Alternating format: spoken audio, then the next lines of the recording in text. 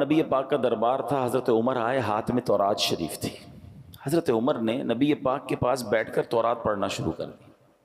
توجہ پیارے آقا علیہ السلام کی طرف نہیں گئی بلکہ تورات پڑھنا شروع کی۔ جیسے جیسے آپ تورات پڑھتے جاتے تھے نا، میرے آقا کے چہرے کا رنگ بدلتا گیا، جلال شریف، نبی پاک کے چہرے پر جلال کی وجہ سے رنگ بدلتا گیا۔ حضرت ابوبکر صدیق نے حضرت عمر کو روکا، اے عمر، نبی پاک کا چہرہ تو دیکھو، پیارے آقا کے چہرے کو تو دیکھو۔ حضرت عمر نے جیسے ہی نبی پاک کے چہرے کی طرف دیکھا تو جلال کی کیفیت، فوراً تورات شریف بند کیا، نبی پاک سے معافی کے طلبگار ہوئے۔ اب سنو اللہ کے حبیب علیہ السلام نے کیا فرمایا۔ فرمایا اس ذات کی قسم جس کے قبضہ قدرت میں میری جان ہے، اگر حضرت موسیٰ بھی خود ظاہری زندگی کے ساتھ دوبارہ دنیا میں تشریف لے آئیں، تم مجھے چھوڑ کر ان کی پیروی کرو گے تو سیدھے راستے سے بھٹک جاؤ گے۔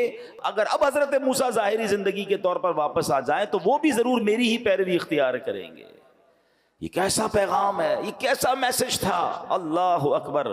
کیا خوبصورت بات اعلیٰ حضرت لکھتے ہیں نا، خلق سے اولیاء، اولیاء سے رسول، اور رسولوں سے اعلیٰ ہمارا نبی، ملک کونین میں انبیاء تاجدار، تاجداروں کا آقا ہمارا نبی۔ اب اس واقعے سے مجھے اور آپ کو کیا سیکھنا ہے؟ تورات شریف تو آسمانی کتاب ہے نا، ایک عرصے تک تو معیار ہدایت یہی کتاب رہی، صدیوں تک اس پر عمل کرنے والے نجات پاتے رہے۔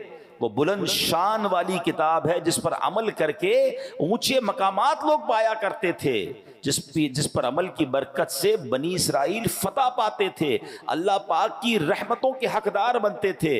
تو جس تورات کو پڑھنا بھی ثواب تھا، جس کو دیکھنا بھی ثواب تھا، مگر جب نبی پاک تشریف لے آئے، محبوب ذیشان صلی اللہ تعالی علیہ وسلم تشریف لے آئے، پھر کیا ہوا؟ آپ نے اعلان نبوت فرما دیا۔ اب تورات راہ نجات نہ رہی، اس پر عمل منسوخ ہو گیا۔ اب غور کریں، جب پچھلی آسمانی کتابوں کے بارے میں یہ اصول ہے، یہ حکم ہے، تو اب جو نئے نئے فتنے اٹھ رہے ہیں، نئے نئے طریقے ایجاد ہو رہے ہیں، نئے نئے فارمولے لوگ لے کر آ رہے ہیں، ذرا غور کیجئے وہ کیسے راہ نجات ہو سکتے ہیں، وہ کیسے ہدایت کے راستے ہو سکتے ہیں۔ آج لوگ کہتے ہیں میں سب کو سنتا ہوں، میں ذرا غیر مسلموں کے بھی کلپس دیکھ لیتا ہوں، میں ذرا بد مذہبوں کی باتیں بھی سنتا ہوں، میں ان کے دلائل بھی پڑھتا ہوں، اپنا قرآن پڑھا نہیں ہے، اپنے دین کے بارے میں کچھ پتہ نہیں ہے، اور ان لوگوں کی باتیں سننی ہے۔ مجھے بتاؤ ہم سے کتنا زیادہ حضرت عمر کا علم ہوگا؟ حضرت عمر کو تورات پڑھنے سے نبی پاک نے روک دیا جو کہ آسمانی کتاب ہے، اور ہم جناب جن کے پاس علم نام کی کوئی چیز نہیں، اپنے دین کے بارے میں مضبوطی نہیں، اور غیر مسلموں کی باتیں سنیں گے، بد مذہبوں کی باتیں۔ کوئی بات دل میں بیٹھ گئی تو ایک بات یاد رکھیے گا، یہ ضرور اللہ کا مجھ پر اور آپ پر احسان ہے کہ ہمیں بن مانگے ایمان دیا ہے، ہم نے اسٹرگل نہیں کی۔ حضرت سلمان فارسی کو دیکھو یار، میں نے آپ کو بہت شارٹ پہ واقعہ سنا، اب میں واقعہ پورا سناؤں رونے لگ جاؤ گے، کہ اس اللہ کے بندے نے ایمان حاصل کرنے کے لیے، نبی پاک کو تلاش کرنے کے لیے کیا کیا کیا، اپنا آپ بیچ دیا۔ میں نے اور آپ نے کیا کیا؟ ہم تو پیدا ہی مسلمان گھرانے میں ہوئے، بغیر مانگے۔ اللہ نے کتنی بڑی مہربانی کی، پیدا ہوتے ہی سب سے پہلی آواز کیا سنی ہمارے کانوں نے؟ اللہ اکبر، اللہ اکبر۔ میرے ماں باپ مسلمان، میرے گھر میں اسلام، اللہ۔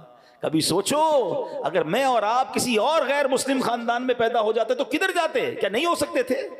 کیا آج دنیا میں عیسائیوں کے بچے پیدا نہیں ہوتے؟ غیر مسلموں کے گھر میں بچے پیدا نہیں ہوتے؟ مجھے کیوں مسلمان گھرانے میں اللہ نے پیدا کیا بن مانگے؟ یہ کتنا بڑا اللہ کا احسان ہے۔ اچھا پھر ایک اور احسان، چلے ایمان والا بنایا، اللہ کی بڑی مہربانی، اللہ تیرا شکر، مگر مجھے حضرت موسیٰ کا امتی بھی تو بنا سکتا تھا، حضرت عیسیٰ کا امتی بھی تو بنا سکتا تھا، اس زمانے میں بھی تو لوگ پیدا ہوئے تھے، یہ میں آخری نبی علیہ السلام کی امت میں پیدا ہو گیا۔ یہ کتنی بڑی مہربانی ہے۔ میں خدا کی قسم صحیح بتاؤں نا، صرف میں اور آپ ساری زندگی اسی بات کا شکر ادا کرتے جائیں تو زندگی ختم ہو جائے، شکر ادا نہیں ہو سکتا۔ کتنا بڑا مجھ پر احسان کر دیا۔